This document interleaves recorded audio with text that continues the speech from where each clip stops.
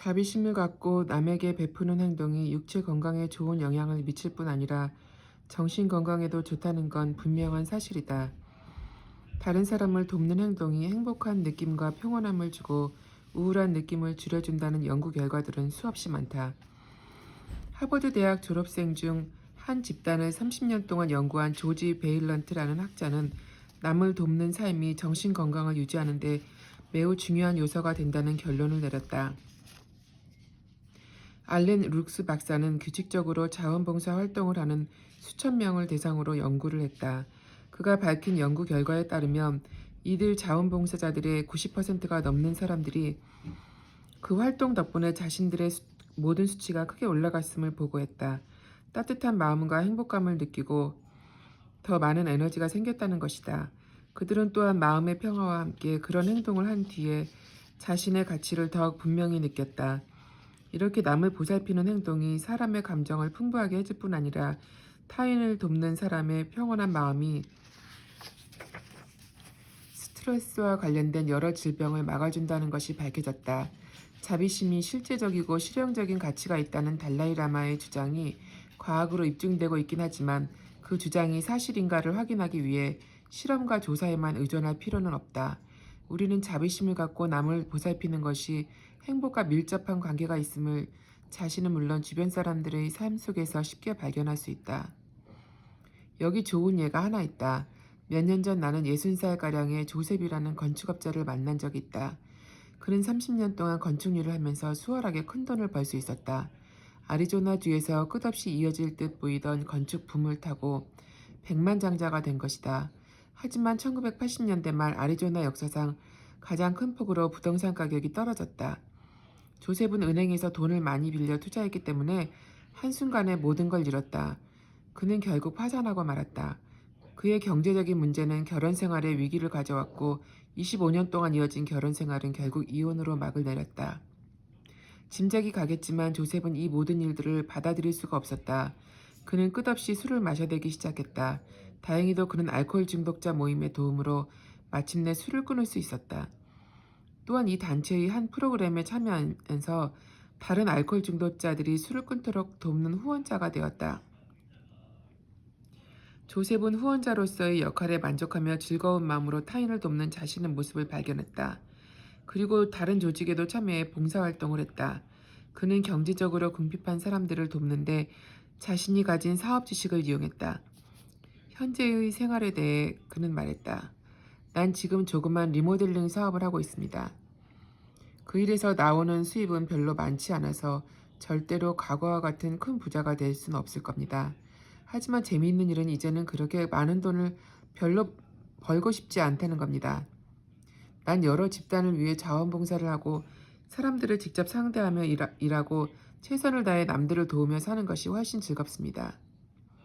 모르긴 몰라도 내가 하루를 보내며 느끼는 순수한 기쁨은 큰 돈을 벌면서 한 달 동안 느낀 기쁨보다 훨씬 클 겁니다. 난 내 인생의 그 어느 때보다 행복합니다. 나와 대화를 나누면서 달라이라마는 한 가지 약속을 했었는데 그는 그것을 잊지 않고 아리조나에서 행한 한 강연을 명상과 함께 끝을 맺었다. 그것은 간단한 명상이었다. 하지만 달라이라마는 설득력 있고 세련된 말로 자비심에 대한 앞서의 토론을 요약 정리하는 것처럼 보였고 그리고 나서 5분 정도 정식 명상을 하면서 청중들이 그것을 직접 느끼게 해주었다. 자비심을 일으키려면 먼저 자신이 고통을 원치 않으며 행복해질 권리를 갖고 있음을 인정하는 것에서부터 출발해야 합니다. 그것은 당신 자신의 경험을 통해 분명히 알 수 있을 것입니다. 다음으로 당신은 다른 사람들도 당신처럼 고통을 원치 않으며 행복해질 권리를 갖고 있음을 인정해야 합니다. 이런 마음가짐은 당신이 자비심을 키우는 출발점이 됩니다. 그럼 이제부터 자비심에 대한 명상을 시작하겠습니다. 엄청난 고통을 겪고 있는 사람을 상상해 보십시오. 고통을 겪거나 아주 불행한 처지에 있는 사람을 상상하는 것입니다. 명상에 들어가 처음 3분 동안은 그 사람의 고통을 좀 더 구체적으로 생각하십시오. 그 사람이 겪고 있는 엄청난 고통과 불행한 상태를 떠올리는 것입니다. 그 사람의 고통에 대해 몇 분 동안 생각한 다음 그 일을 자신과 연결시키면서 이렇게 생각하십시오.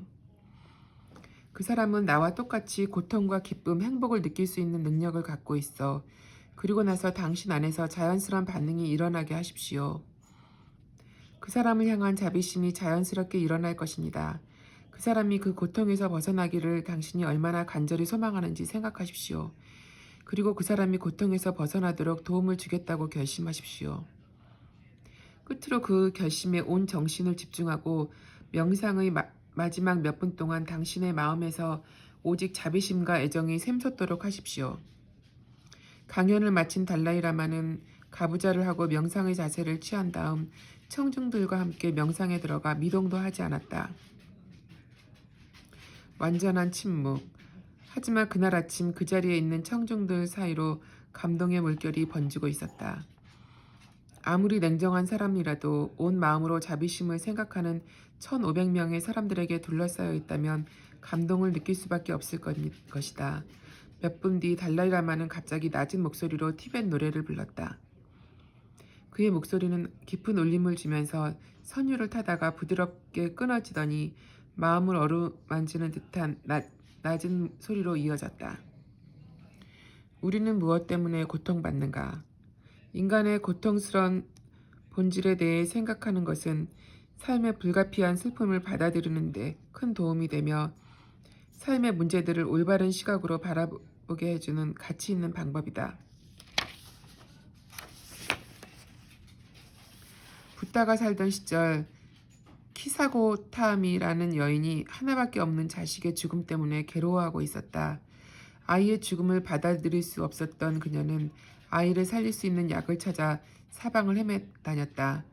그런데 사람들이 하는 말이 붓다가 그런 신비한 약을 갖고 있다는 것이었다. 카사고타미는 붓다를 찾아가 절을 한 뒤 이렇게 물었다. 내 아이를 다시 살릴 수 있는 약을 만들 수 있나요? 붓다가 대답했다. 난 그 약을 어떻게 만드는지 알고 있어. 하지만 그 약을 만들기 위해선 재료가 있어야 하오. 가슴을 쓸어내리며 여자가 물었다. 어떤 재료가 필요하나요? 붓다가 대답했다. 겨자씨 한 줌을 갖고 오시오. 여자는 당장에 그것을 가져오겠노라고 말했다. 하지만 그녀가 떠나려는 순간 붓다가 이렇게 덧붙였다. 내가 원하는 겨자씨는 아이나 부모, 하인을 가릴 것 없이 누구도 죽지 않은 집안에서 가져온 것이어야 하오. 여자는 고개를 끄덕인 뒤 겨자씨를 찾아 집집마다 돌아다니기 시작했다. 그녀가 찾아간 집 사람들은 모두 그녀에게 씨앗을 주겠다고 말했다. 하지만 그 집에 누군가 죽은 사람이 없느냐고 물었을 때 그녀는 죽음이 찾아오지 않은 집이 하나도 없다는 걸 알게 되었다. 어느 집에선 딸이, 다른 집에선 하인이나 남편, 부모가 죽었다. 키사고타미는 죽음의 고통에서 자유로운 집을 한 집도 발견할 수 없었다. 슬픔에 빠진 사람이 자신만이 아니라는 걸 알고 그녀는 생명이 빠져나간 자식의 몸을 내려놓은 뒤 붓다에게 돌아갔다. 붓다는 큰 자비를 갖고 말했다. 당신은 혼자만 아이를 잃었다고 생각했소. 하지만 살아있는 모든 생물은 영원히 살지 못한다는 것이 죽음의 법칙이요. 키사고타미는 죽은 이들을 살리기 위해 돌아다니던 중 누구도 사랑하는 사람을 잃은 고통에서 자유롭지 못하다는 걸 알게 되었다. 그녀는 그렇게 엄청난 불행을 겪은 것이 아니었다.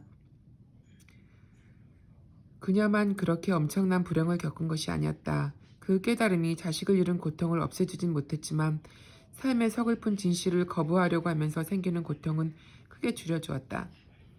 우리 인간은 누구나 고통과 아픔을 겪지만 이 말이 우리가 쉽게 모든 고통을 받아들일 수 있음을 의미하진 않는다. 인간은 고통을 피하기 위해 여러 가지 방법을 생각해냈다. 때로는 화학약품 같은 외부적인 방법을 쓰기도 한다. 마약이나 술로 감정적인 고통을 누그러뜨리고 치유하는 것이다. 우리는 내면적인 방법도 갖고 있다. 문제에 부딪혔을 때 우리는 심리적인 방어와 무의식을 통해 너무 많은 고통과 고민을 느끼지 않도록 스스로를 보호한다. 가끔 단순히 문제 자체를 인정하려고 하지 않으려는 아주 원시적인 방어적 심리가 작용하기도 한다. 또 어떤 경우엔 문제가 있음을 애매하게 인정하지만 그런 생각이 떠오르는 것을 피하기 위해 수많은 오락거리에 몰두할 수도 있다. 문제를 남의 탓으로 돌릴 수도 있다. 자신에게 문제가 있음을 받아들일 수 없을 때 우리는 무의식적으로 그것을 남의 탓으로 돌리며 다른 사람들을 비난한다. 그러면서 속으로 이렇게 말하는 것이다. 그래, 난 지금 비참한 기분이야. 하지만 문제가 있는 건 내가 아니야. 다른 누군가에게 문제가 있는 거야. 빌어먹을 사장이 나를 계속 괴롭히지만 않는다면, 또는 내 동료가 나를 무시하지만 않는다면 아무 문제가 없을 텐데. 이렇게 하면 고통은 잠시 피할 수 있다. 하지만 치료하지 않고 놓아둔 질병은 반드시 곪아서 악화된다. 마약이나 술에 취하면 잠깐 동안 고통이 줄어들 것이다. 하지만 그런 것들에 의존할 때 건강을 해치는 것은 물론 사회생활에서도 막대한 피해를 입는다. 거기서 오는 고통이 처음에 술이나 마약에 손을 대게 했던 큰 불만이나 마음의 고통보다 더 클 수도 있다. 우리는 문제를 부인하거나 억압하는 심리적 방어를 통해 고통으로부터 조금은 보호받을 수 있지만 그 고통을 아주 사라지게 할 수는 없다. 렌달의 아버지는 1년 전쯤 암으로 돌아가셨다. 그는 아버지와 매우 사이가 좋았기 때문에 사람들은 그가 아버지의 죽음을 잘 받아들이는 걸 보고 무척 놀랐다. 그는 금욕주의자 같은 말투로 그 이유를 이렇게 설명했다. 물론 난 슬퍼요. 하지만 정말 난 괜찮습니다. 물론 아버지가 그립겠지만 난 계속 살아갈 겁니다. 어쨌든 지금 난 아버지를 잃은 것에 신경 쓸 겨를이 없어요.